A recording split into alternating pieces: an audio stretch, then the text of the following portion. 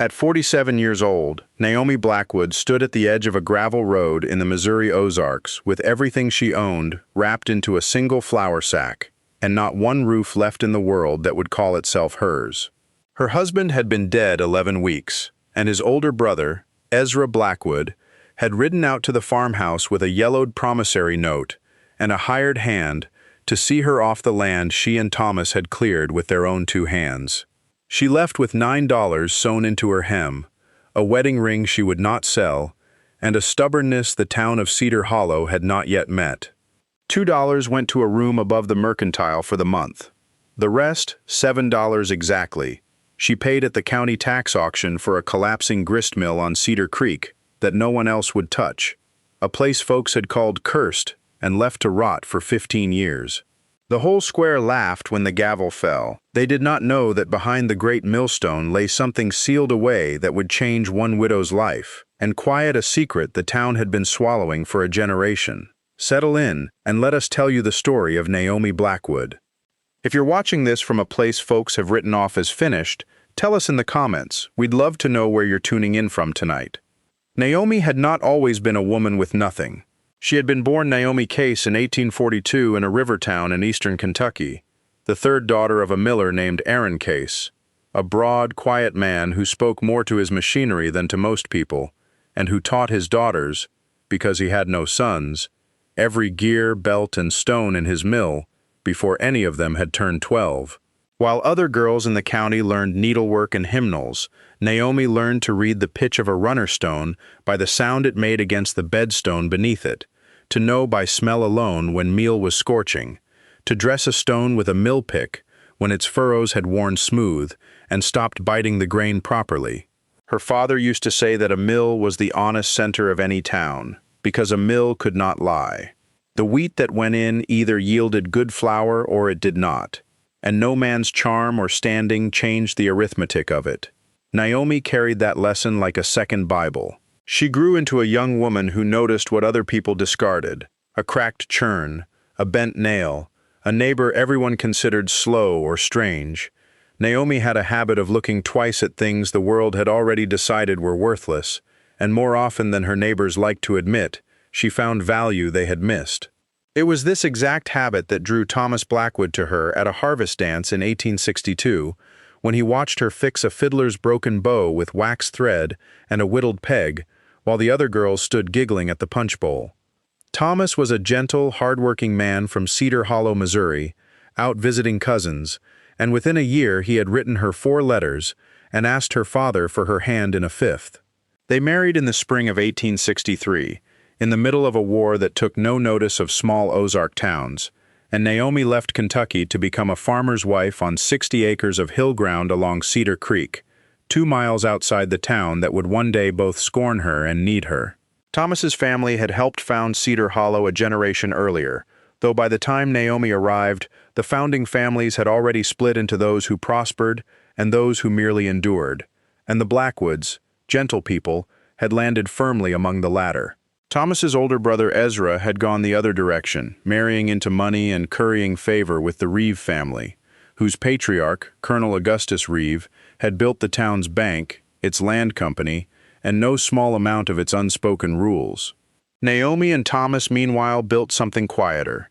26 years of marriage without children of their own, but with a farm that fed itself, a smokehouse Naomi ran better than most men in the county, and a reputation for taking in strays, orphaned lambs, half-starved dogs, and on more than one occasion, neighbors who had nowhere else to go for a night or a week. Naomi never forgot her father's mill, and some part of her, all through those 26 years, missed the particular music of grinding stones and the smell of fresh meal, though she never once imagined that music would call her back before her life was through. She believed, as her father had taught her, that patience and honest work eventually balanced every scale, even when the balancing took decades. It was a belief the next several months of her life would test more cruelly than any before it, and it was a belief she would, in the end, prove entirely correct. The fever came through the hill country in the autumn of 1888, and took Thomas Blackwood in 9 days, from a man splitting fence rails to a body laid beneath a walnut tree, behind the house they had built together. Naomi buried her husband with her own hands, helping dig the grave, because grief in the Ozarks did not excuse a woman from work, and because she found, strangely, that the labor kept her upright when nothing else could. She had perhaps 2 weeks of quiet mourning before Ezra Blackwood arrived at her door with a paper he claimed Thomas had signed years earlier, a debt against the farm supposedly owed to Ezra from a loan advanced during a lean winter in the 70s. Naomi had never seen the paper before. The signature above Thomas's name looked correct at a careless glance, but she noticed, the way her father had taught her to notice small dishonesties in a beam or a bolt, that the ink sat slightly differently across the page, that the paper's fold did not match the age it claimed. She said as much. Ezra told her, not unkindly but not gently either, that a widow with no children and no male kin to stand behind her had little standing to argue paper against paper in a county courthouse run by men who golfed, hunted, and banked with his father-in-law, Colonel Reeve. He was, in his way, telling her the truth about how the world worked in Cedar Hollow in 1888, even as he used that truth to take what was not his. Naomi did not have the coin to hire a lawyer, and the one attorney in town who might have listened, an aging widower named Silas Trent, had died the previous spring, leaving no one eager to challenge the Reeve family's reach. She was given 8 days to remove herself and what she could carry. She sold what she could not carry, a good milk cow, a set of her mother's dishes she had carried all the way from Kentucky, a rocking chair Thomas had built her their first winter married, for whatever coin frightened, sympathetic, or opportunistic neighbors offered, because coin, however small, was the only thing standing between her and true destitution. By the time she walked into Cedar Hollow proper, she had $9, a sack of clothes and keepsakes, and a grief so large it had, oddly, made room inside it for a kind of clear-eyed calm. She was 47 years old, and she understood, the way her father's mill had taught her wheat either yielded flour or did not, that self-pity would not put a roof over her head. She rented the small room above Ainsley's Mercantile for $2 a month, took in mending and washing to keep herself fed, and began, in whatever hours she had, to ask around town about work, land, anything a woman alone might build a life from. It was in the second week of that search, standing at the edge of the county courthouse lawn on auction day, that she first heard the old joke about the cursed mill on Cedar Creek, and felt something in her chest lift, unbidden, toward the sound of it. The county held its delinquent tax auction on the courthouse lawn every autumn, selling off properties whose owners had died, vanished, or simply stopped paying, and most years it drew a small, indifferent crowd bidding on scrub timber lots and abandoned cabins. That year the auctioneer, a wiry man named Purdy, read out a parcel that made half the crowd chuckle before he had even finished the description. The old Pruitt gristmill on Cedar Creek, 4 acres, mill building, wheel, and equipment, 15 years delinquent, sold as is. Naomi had passed that mill 100 times in her married life without ever setting foot inside it, because everyone in Cedar Hollow knew the story, or thought they did. Elias Pruitt had run the mill for 30 years, grinding grain for half the county, a solitary, careful man who knew every family's harvest and every family's debts, because grain does not lie about a year's fortune the way people do. Then, one October night in 1873, he simply vanished. The wheel was found turning wild and empty at dawn, grinding nothing, and Elias Pruitt was never seen in Cedar Hollow again. Some said he had drowned in the mill pond and never surfaced. Others swore they had seen a lantern moving inside the dark mill on autumn nights years after, grinding grain that no living hand had brought. The stories had kept the mill sitting idle and untouched for 15 years, its roof sagging, its wheel rotted, its stones cold, while the county quietly added its taxes to a growing, unpaid debt no one wanted to inherit. When Purdy called for bids that morning, the crowd offered only laughter. Naomi, standing near the back in her mended shawl, found herself stepping forward before she had fully decided to, and calling out $7, every cent she could spare without starving. The lawn went quiet, then erupted into the exact laughter she had expected. A widow with nothing, buying a haunted ruin nobody wanted, at a price barely worth the paper of the deed. Ezra Blackwood, standing near the courthouse steps with Josiah Reeve, the colonel's son, and the bank's rising young president, laughed loudest of all. Naomi paid her $7, took her deed, and walked the 2 miles out to Cedar Creek that same afternoon,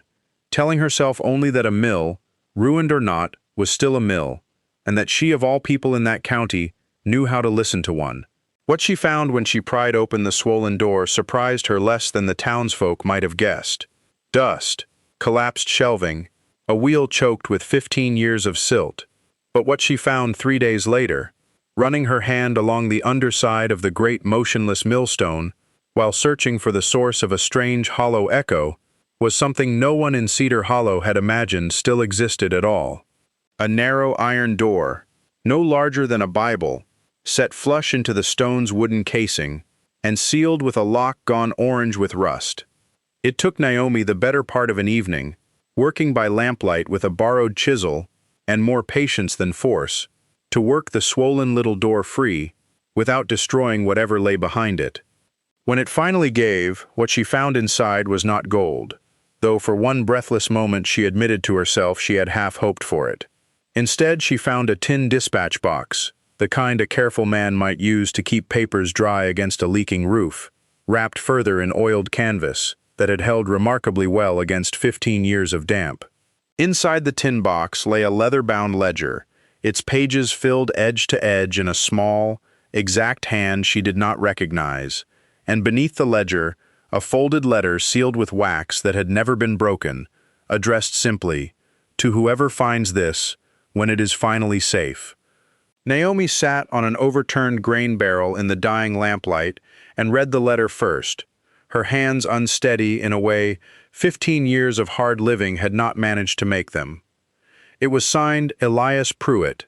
dated the 14th of October, 1873, 4 days before he vanished from Cedar Hollow forever. In it, the old miller explained, in the plain language of a man who had spent his whole life listening rather than talking, that a mill hears everything a town tries to keep quiet, because every family that comes to grind its grain brings its debts and its fortunes along with the wheat. For years, he wrote, he had kept the true accounts of every load brought to his mill and every debt owed against it, because it was simply his habit as a careful tradesman. But in the spring of that year, he had begun to notice that the official mill debt ledger filed at the county courthouse, the one used by Colonel Augustus Reeves' land company to calculate what struggling families owed against their harvests, did not match his own private books. Families who he knew for a fact had paid down their debts in full, widows, freedmen who had scraped together homesteads after the war, immigrant families new to the hill country,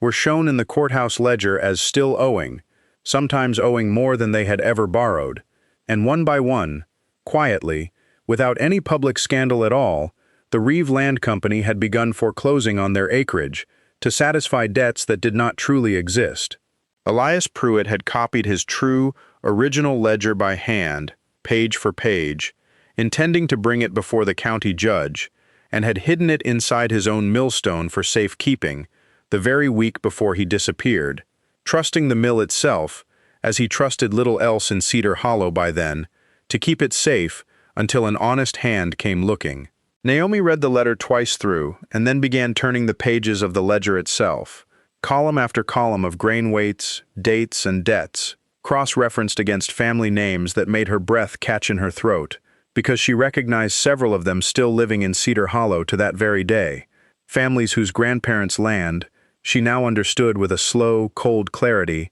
had likely been taken from them on paper that was never true at all. Naomi did not sleep that first night, and she told no one for nearly a week, not out of secrecy for its own sake, but because she understood, the way her father had taught her to understand any delicate mechanism before touching it, that a discovery this size could break as easily as it could mend if handled carelessly. She spent those days doing two things at once, quietly repairing what she could of the mill with her own hands, and the little coin she earned from mending, and quietly asking careful, roundabout questions in town about the old families the ledger named. What she learned confirmed Elias Pruitt's letter almost exactly. The Mercer family, freed after the war and among the first black homesteaders in the county, had lost 40 acres along the creek bottom to a mill debt they swore to this day they had paid off, and Sally Mercer, the family's eldest daughter, now a laundress in town, well into her 50s, still kept the receipt her late father had carried in his coat pocket the day the sheriff came to remove them. The Zalewski family, Polish immigrants who had arrived with almost nothing in 1869, had lost their good bottomland the same way, and now farmed a smaller, rockier parcel on the county's edge that barely fed them. There were 4 other names in Pruitt's ledger besides, each one a family the Reeve Land Company had, quietly, respectably, and without a single public accusation, folded into its own growing holdings over the course of a decade. Naomi began to see the shape of something larger than a widow's misfortune or a miller's disappearance. She began to see a pattern deliberately built and carefully maintained, resting on the simple, terrible fact that in Cedar Hollow, and in 100 towns just like it, a poor family's word had never once been permitted to outweigh a rich man's ledger. She understood, too, with a chill that settled somewhere beneath her grief for Thomas, exactly why Elias Pruitt had never made it to that county judge, and exactly why a lonely mill on Cedar Creek had sat abandoned and feared for 15 years rather than sold and searched. It occurred to her, sitting alone in the mill by lamplight with the true ledger open on her knee, that she herself had been cast off her own land by a paper she believed to be false, by a family connected by marriage to the very land company this ledger exposed, and that the $7 she had spent as a joke on a haunted ruin might be the only key left in the world capable of unlocking a wrong 15 years buried. She resolved, before that first candle guttered out, that she would not use what she had found to simply take back her own farm and disappear quietly into a comfortable life. She would use it to open every door the ledger named, whatever that decision cost her, because her father had raised her to believe a mill that knows the truth has an obligation, sooner or later, to grind it fine enough for everyone to see. Word travels fast in a small town, even word a woman means to keep close, and it was not 3 weeks before Josiah Reeve, now bank president in his late father's place, appeared at the mill's half-mended door on a gray November afternoon, his boots too clean for the mud along Cedar Creek. He was a polished, careful man, quicker with a compliment than his father had ever been, and he opened by praising Naomi's industry, admiring the fresh-cut shingles already patching the roof, remarking that a woman of her evident resourcefulness deserved better than a ruin like this one. Then, in the same pleasant tone, he offered to buy the mill from her outright for $200, a sum so far beyond the property's worth that only a fool would have missed what it was truly purchasing. Naomi thanked him for his generosity and told him, just as pleasantly, that the mill was not for sale. Reeve's smile thinned only slightly, and he mentioned, almost as an afterthought, that county tax sales were occasionally overturned on technicality, that a widow's claim to property could sometimes prove more fragile than she supposed, and that he would hate to see her waste further coin repairing a place she might not, in the end, be permitted to keep. Naomi understood the threat exactly as it was meant, and understood, too, with a certainty that steadied rather than frightened her, precisely why Josiah Reeve had troubled himself to ride out personally over a $7 ruin.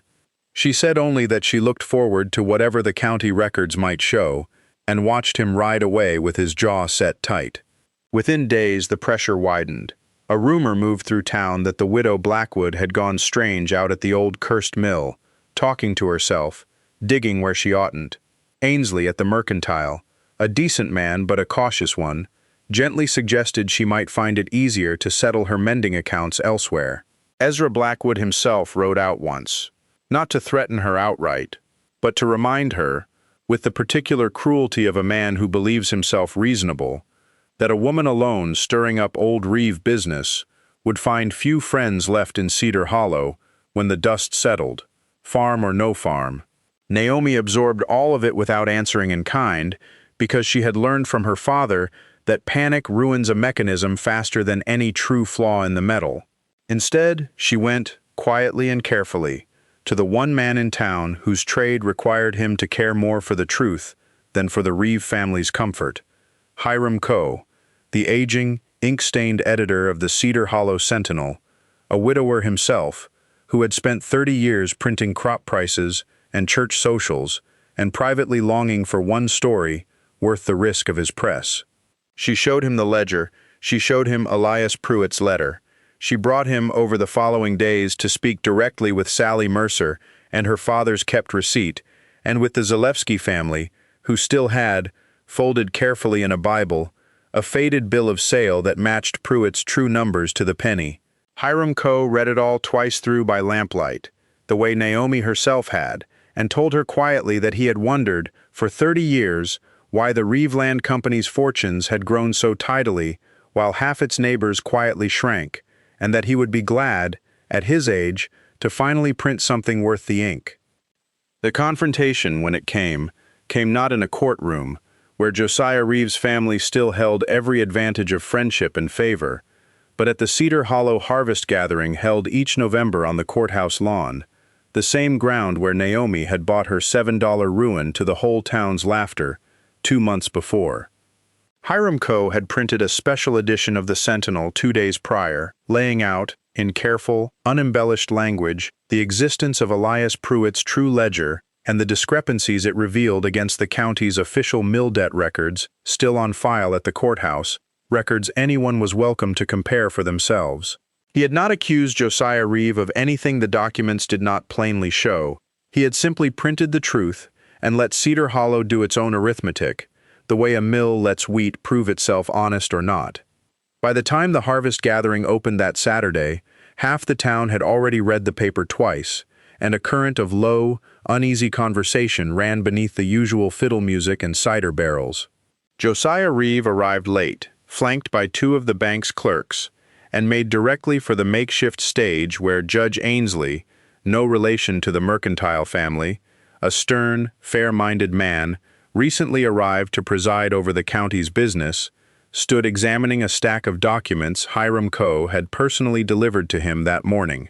Reeve attempted, in front of the gathering crowd, to dismiss the ledger as a forgery, the desperate invention of a bitter widow and a failing newspaperman looking to sell copies.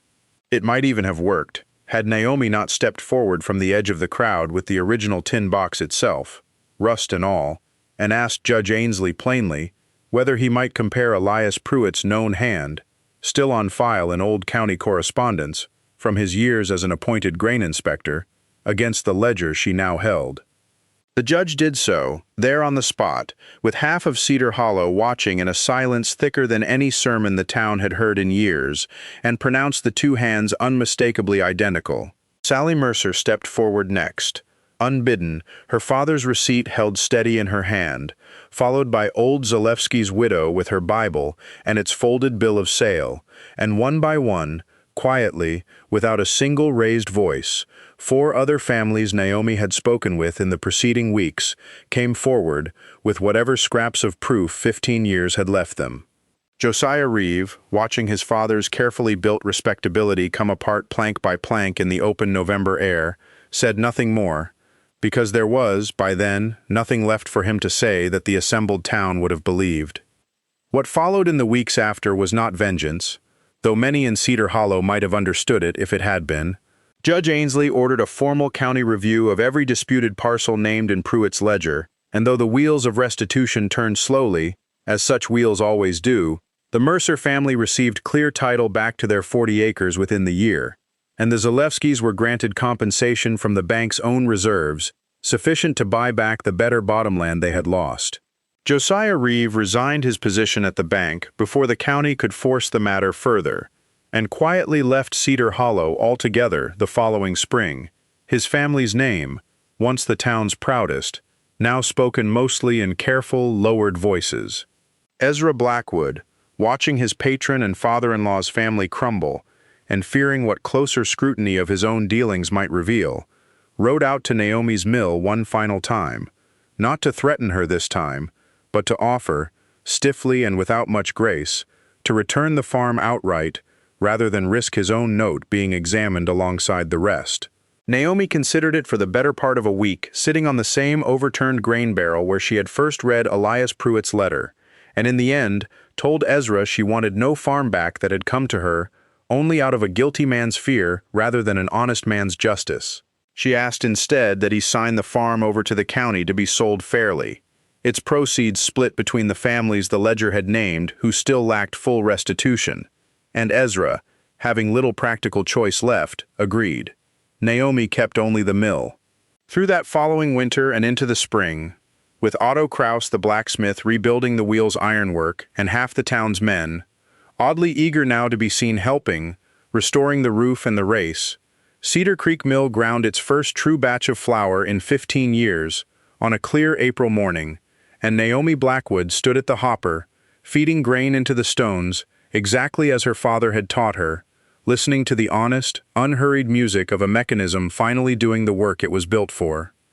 We began this story with a woman standing at the edge of a gravel road with nothing but a flour sack and $9, laughed at by a whole town for spending 7 of them on a ruin nobody wanted. It would have been easy, looking at Naomi Blackwood that autumn morning, to believe the world had already decided what she was worth, and that the mill she bought was simply the last, foolish gesture of a woman with nothing left to lose. But Naomi had spent her whole life learning that value does not announce itself loudly,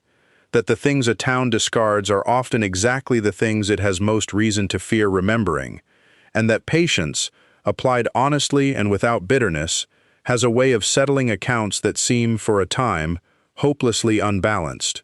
She did not restore Cedar Creek Mill to enrich herself, though she certainly could have. She restored it because a mill, her father always said, exists to serve the whole town fairly, or it exists for nothing at all, and because somewhere behind a rusted millstone, a lonely, careful man had trusted that an honest hand would one day come looking for the truth he could not deliver himself. Naomi Blackwood became that hand, and Cedar Hollow, whether it fully deserved her or not, became a town that finally learned to look twice at what it had too easily written off. Thank you for spending this evening with Naomi's story, and with us. If it moved you, we'd be grateful if you'd share it with someone who might need a reminder that quiet, honest patience still counts for something in this world. We'd love to hear your answer to this before you go. What is a time you found real value in something everyone else had already written off? Tell us below. We read every one. Until next time, stay close.